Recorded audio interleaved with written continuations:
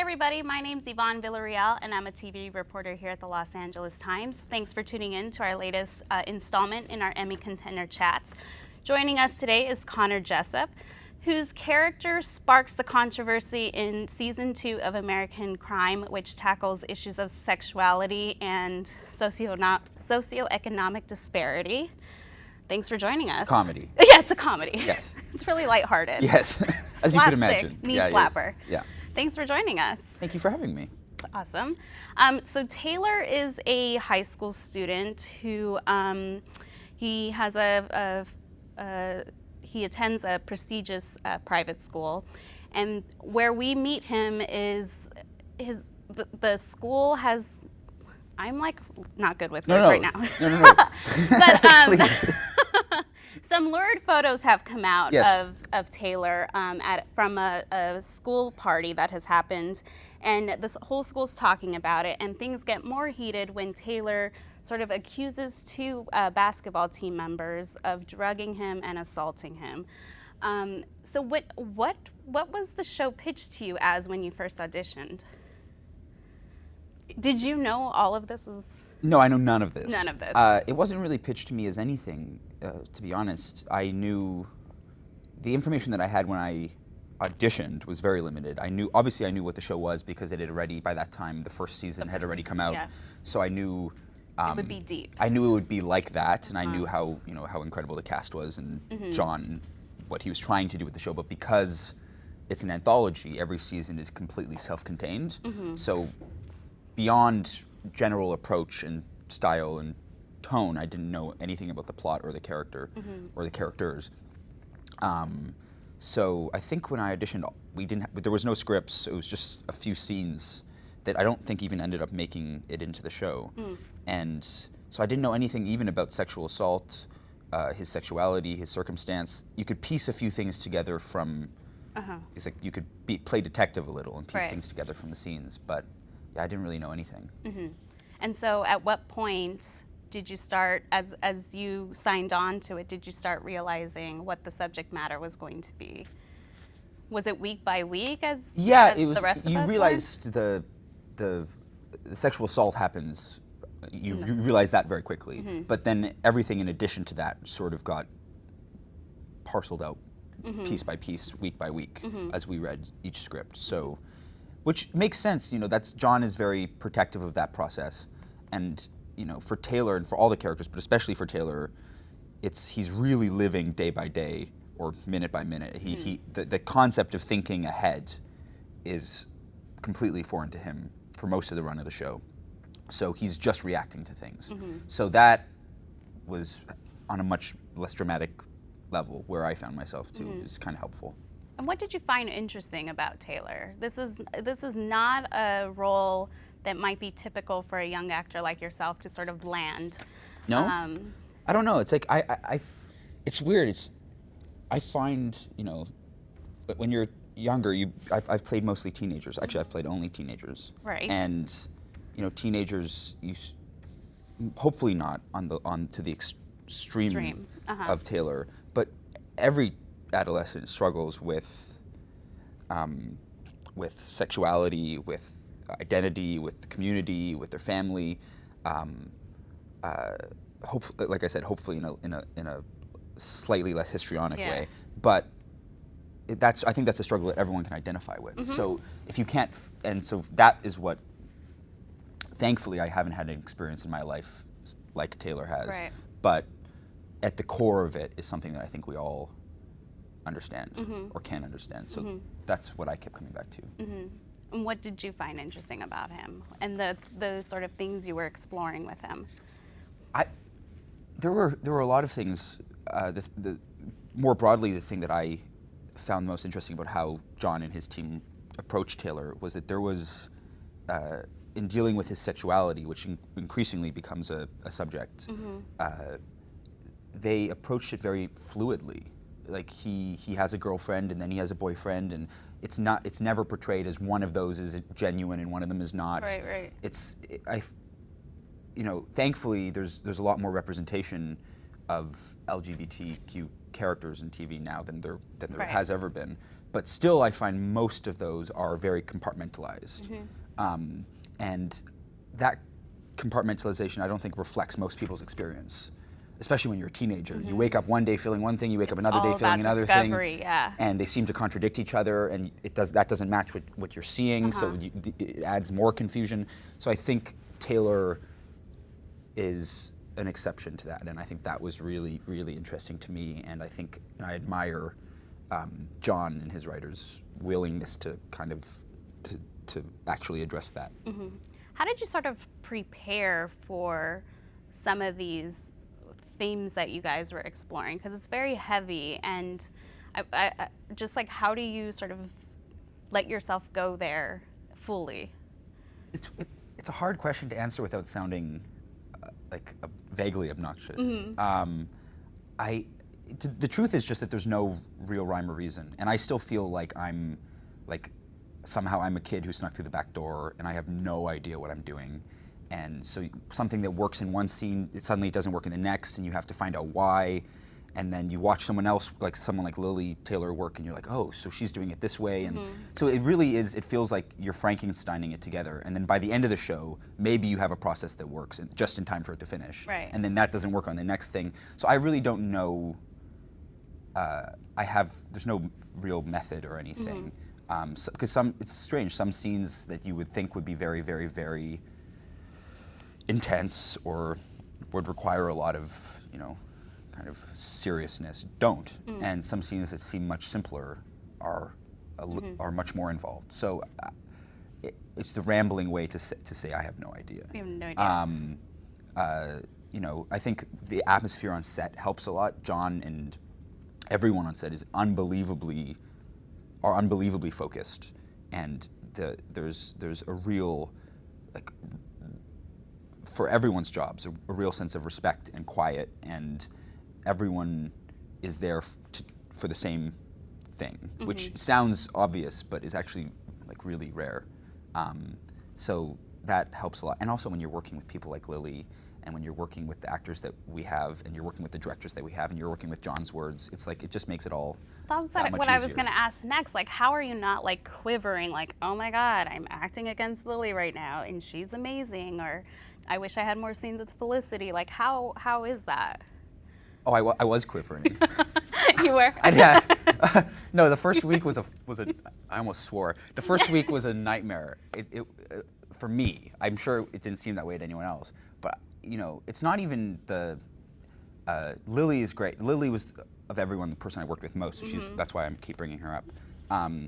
She is, the least intimidating person in the world. So she really goes to great lengths to make you feel welcome and comfortable. And but it was less her or any individual really than it was. And John is very encouraging and supportive. Just the thought of it. It's more It's more just like the, oh my God. Yeah. Like this is the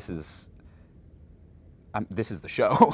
Yeah. And especially at the beginning, when it's like so much of the emotional weight of those first few episodes rests on Taylor and Anne and what they're going through before everyone else's lives have fallen apart completely. So it was just a lot of mostly self-applied pressure. So I was quivering nonstop. Nonstop. Yeah, Do you remember the first day on set?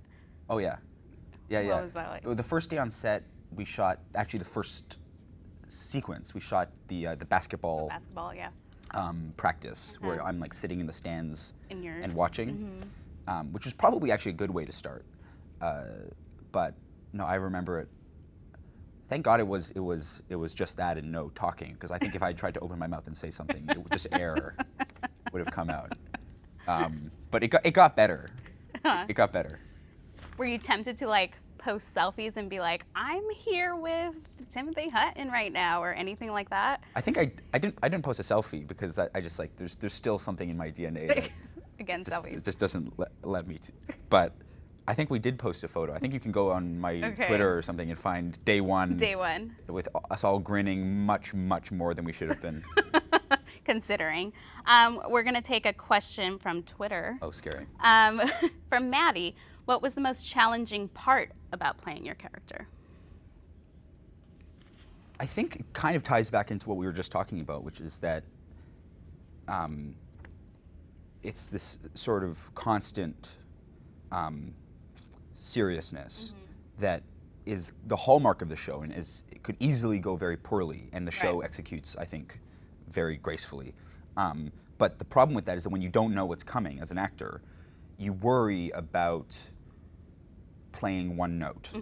And especially when you're, as Taylor, what my biggest fear was that he would come across as only a victim with a big V, and people would look at him and write him off. Because I think most times you see victims on television or any media, it's like, you know, they check a box, it's like they're in the interrogation room crying, and now we go off and we solve the crime. Right. And they almost serve a function. And obviously that's not what John was interested in doing. So it was hard for me to find the different, or to think about finding the different sides of what being a victim was. Well, and the show is not concerned with giving answers to all the questions it poses. No, it's not. Not at all. No. It's very ambiguous. Like, we're not going to tell you what happens here. People with the finale were like, wait, what happens? How was that for you as an actor? Because I know I can... Finale in particular, or the whole thing, yeah. Were you frustrated at times? Not really. To be honest, it sort of makes your job a bit easier, because usually the answers are too clean and too obvious, and then it's like you have to try and people aren't. Yeah. So it's like, and then you have to, it's like trying to fit yourself into a box that is usually way too small.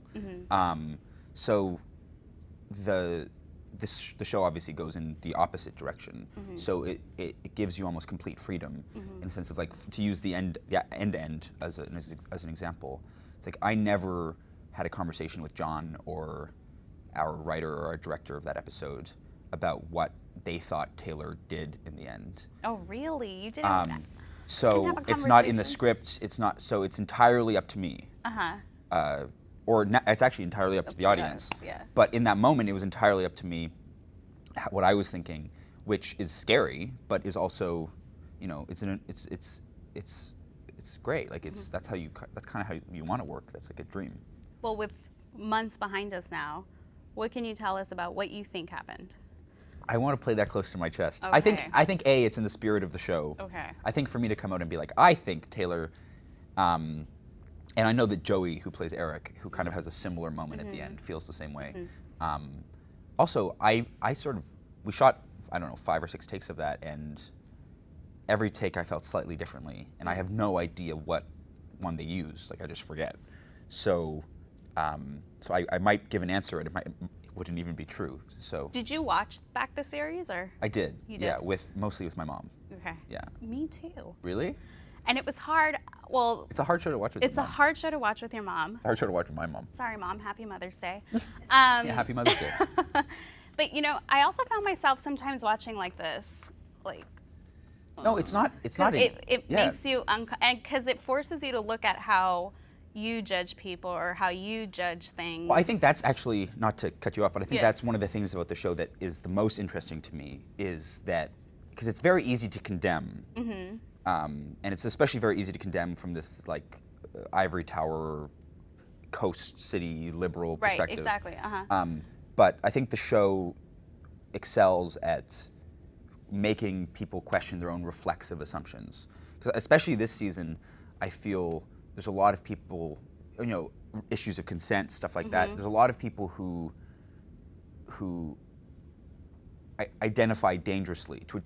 I feel it. You know, when I started doing press for the show, like in December, right after we'd finished shooting, and I was still kind of a mess, and you know, I would do interviews, and people would ask questions, and these are intelligent, educated journalists would ask questions like, so did Taylor ever consider the fact that he might be ruining other people's lives? And you're like, you know, but it's not coming from a malicious place. Yeah. Like, it's coming from a totally, and that's part of the show. The part of the show is that, you know, people who weren't directly guilty, people like Kevin in the show, their lives are now in turmoil because of this. So it's not a cut and dry thing. Yeah. And the systems that Taylor moves through, that all these people move through, the health system, the justice system, the school systems, they're not built to handle things that are this complicated. So inevitably, people suffer. And like in life, there's no answers to that. There's no easy answers. Everything is hard. Right. And that's, for a TV show the message to be everything is hard, or one of the messages to be everything is hard, that's pretty cool, and it's pretty, I try and stay away from the word brave because it sounds annoying, but I believe it. Watching it back, what did you think of Felicity's character? I just love She's Felicity. just like... I thought her performance in season 1 was one of the best performances I'd ever seen on TV. And to see her transition into someone so different and do it seemingly effortlessly and completely, it's just like, it just blows your mind. She was a powerful presence on that. She's powerful. And you hate her. Yes. But you're also just in awe of her. Understand her position too. She's like, and also the contrast between her and Lily. Who's like this like Gina Rowlands manic, like the world is exploding energy, compared to this like everything in the world is under my control that Felicity exudes. It's like there's a couple scenes in episode 1 actually where they're like going head to head that are my favorite scenes in the series. We got a question on Twitter. I believe it's Mike. Apologize if I'm pronouncing it wrong. What was the most difficult scene you filmed so far?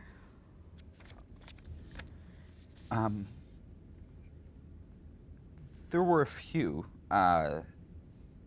It's weird. It's like every scene's hard in its own way. The answer that's for some reason coming to my mind is not, I think, one of the more obvious ones. There was a scene in episode 1, in like the first week of shooting that I was telling you about, where I'm talking to, I think it's cut. It's actually like intercut with that first sequence of the basketball practice where I'm talking to my the Leland school counselor, and it's probably the most innocuous scene in the whole series in terms of mood or tone. It's just a conversation. That scene almost killed me. I don't even know why. It might have just been because it was the first week, and I was still I still had the shakes, but there was something about it that I almost just couldn't get through it. Interesting. And then the scene where later in the series or midway through the series where Anne comes home and confronts Taylor with these explicit emails that he exchanged that he's had, and everything kind of falls apart. That was a hard scene, and that was hard for everyone. And the blocking of it, like the geography of it, was weirdly complicated, and that was a long night. Well, and I think one of the scenes we thought you would have mentioned is the school shooting, and I want to talk about. Did you foresee it heading that way? And what is it? Shouldn't be smiling. I don't know why my reflex was to smile. But what is it like to play the school shooter? I didn't really foresee it heading that way in the sense that, like I said, we got our scripts as they came out. There was no, sit you down in episode 2 he does this, in episode 3 he does this. We knew that something big was going to happen in episode 7 because John was coming back to write and direct it, and there were all those whispers on set have you read 7? Oh my God, something's going on in 7. So, and we knew that there's also this buzz phrase that was going around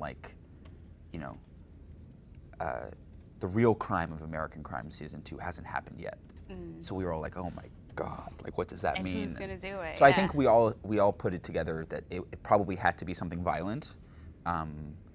But we didn't know who was going to be involved. We didn't know on what scale or what the cause was going to be. So all the specifics were, I didn't know. How it felt, it's weird because people refer to it, or have been referring to it fairly, as a school shooting and as Taylor as a school shooter. But still, when I think about it, certainly when we were shooting it, I never thought about it in those terms. In that mass scale, or in that context, because that's not how he feels, and it's very he's in such a bad place in and around that episode that it's like the world is kind of crumbled, Well, my next question comes straight from John Ridley. From John Ridley. Yes. I talked to him last week, and I mentioned I was going to be talking to you, and I was like, Oh, wow, this is scary now. What question do you have for Connor? And Oh, man. I like how you're like adjusting. No, I'm already like, is my mic on? He asked, at what point in episode 7 Yeah. did you want to kill him? And he said, it wasn't a question of if, it's a question of when. That's not true. Because it's a very intense scene, episode, Yeah. the whole episode. I actually, and this isn't me being copying out, it's like, episode 7 was the time I least wanted to kill John. Not that I ever did, Yeah. but like he was so, because we were like together that episode. Mm-hmm. Like there was a day where it was just like the two of us in a forest. Like it was, and he is so unbelievably attentive and focused, and he just like, there's no better way to say it than like he just cares. Mm-hmm. And he cares on like a supernatural level. Like it's like, I've never seen someone care so much and put so much of themselves into something. So he expects a lot, but it doesn't, not in a mean way, and not in a pushy way either. It's like, it's just in almost, because he gives so much, it just seems obvious that everyone else, and not just me, but like everyone else on the crew should too. I'm trying to think if there was even just as humorously, if there was something, there's the sequence that we're shooting, oh my God, see, now I'm getting like pulled back in time. The sequence in the forest where it's like Taylor kind of trips out and he like sees flashes of stuff, and then there's like this like Japanese warrior woman. It's a lot of bits that we had to shoot, and one of them is me lying on the forest floor, almost completely naked, like stabbing myself, like committing seppuku, and it's like, of course, it's like barely 2 seconds in the show, and it took like 3.5 hours to shoot because it's a setup. Yeah. So I don't think I was in the best mood when I was lying half naked on the ground covered in leaves, like holding this like fake blade into my chest. Right. And John also has, with that was all him. That was his vision. He'd been thinking about that sequence for a while. Since before the season even came together in his mind. Wow. Like, that sequence was one of his, I believe, was one of his like original ideas for the season. So he wanted to get it right, and he wanted it to fit this image, which I'm all for, except when I'm lying half naked on the forest floor. And then they're you like, just have a little, when you get up, you're like, totally, great.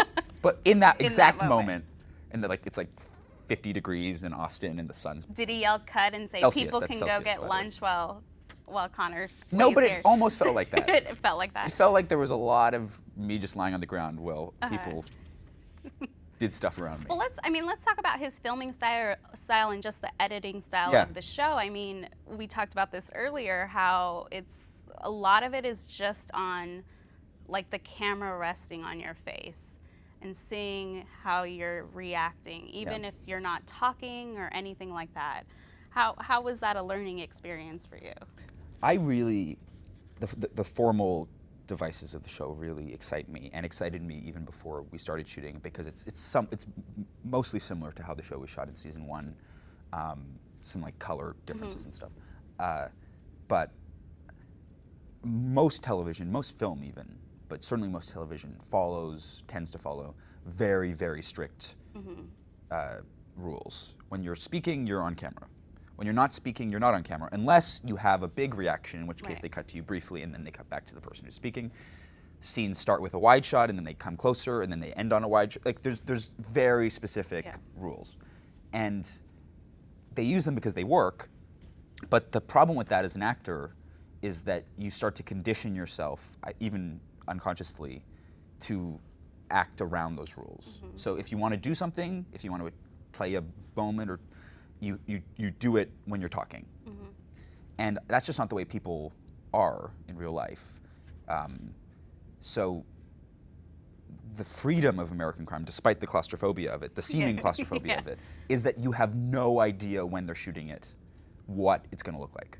You have no idea if you're going to be on camera at all. Maybe you're only going to be on camera. Maybe it's going to be here. Maybe it's going to be wider. Maybe you have no idea how the final product is going to look. So that gives you an enormous amount of freedom to just not worry anymore. And to always be on. And to always be on. And also, because you know that the show mostly plays closer, you don't have to worry about, is it reading or not, which is like a constant fear. Yeah. Because you know that it almost always is. It's like pores. It's like your pores are acting. I'm glad our crew doesn't do this, and please never adopt this, because like No. I didn't even get my eyebrows done this weekend, so it would have been like weird looking. No, but I actually, it really excites me, and also not just the visuals, but the editing style is really interesting. And I think it helps because like it gives you a hand, because there's scenes where you're it's just a shot on your face reacting, and then they like splice in footage of like you remembering the party, or you're thinking about that, and it creates this, because of the power of editing, it's like people assume that that's what you were thinking about. Like I could have been thinking about my lunch. Right. I probably was thinking about my lunch, but so it really can help performance. Well, and as a viewer, it keeps you sort of interested because you feel like I need to be watching. I don't want to miss something. The show has this really interesting editing pattern that's either like very slow and languid almost, alternating with like incredibly choppy. Yeah. And that, it just has this, it pulls you in and pushes you out kind of simultaneously. It's very fascinating. We have a question from Kira on Twitter. What lessons have you learned playing Taylor as an actor or director? So many. Like it's almost hard to start. Mostly from working with John and from working with Lily and just from watching them work. And my favorite thing that Lily said to most of what I learned from her, I just learned hopefully through some sort of osmosis. Osmosis, yeah. Yeah, just but one of the things that she actually, like, explicit advice, I guess you could call it, that she told me, because at the beginning, as I sort of talked about this earlier, it was like at the beginning of the series, I was worried. I was like, what if this is only episode 2, like what if it's so dramatic here, and then episode 9, I'm like, where do I go from here? Yeah. So I asked her, I was like, Lily, do you ever just play it down a little bit so that you give yourself somewhere to go? And she looked at me like I was crazy, and she went, no, honey, just do it all the time. And there's that means a lot of things, but it was just one of those, it came at the right moment. Yeah. And it obviously, it doesn't mean like be huge always, but it just means like, when you're living your life as a person, you don't think, well, I could get angry here, but I'm probably going to need to be more angry later tonight. Right. Like the moment that's happening now in your life is the most important moment always. And that's the way that people live, and that's the way that you should act. And Lily is like a masterclass in that. So that was very helpful, and many other thousands of things. We have another question from Malin on Facebook. If you could play another character from season 2, who would it have been? So many heroes. Another character from season 2. If age wasn't a factor. If age, gender. Nothing. I really enjoy Leslie. Yeah. I think that because so many characters on the show are like out of control. They don't know what's going on. They're just trying to play catch up with the circumstances of their lives. Yeah. And Leslie, until the very end, is the only one, or almost the only one, isn't like that. Seems to be on top of things. Seems to be ahead of the game. Together. She's poised. She's playing the room. And I've never played a character like that. I think that would be a lot of fun. I would not want to do it after Felicity did it, but it would be fun. So looking back on the whole season, how would you describe that experience? Very special, and the best working experience I've ever had, without hyperbole. Yeah. Better than this moment right here? Only slightly. Okay. Well, thanks so much for joining us. So it much. was a pleasure. And to all you tuning in, thanks for watching this conversation. We hope you enjoyed it, and keep tuning in to our Emmy Contender Chats. Thank you. Thank you very much.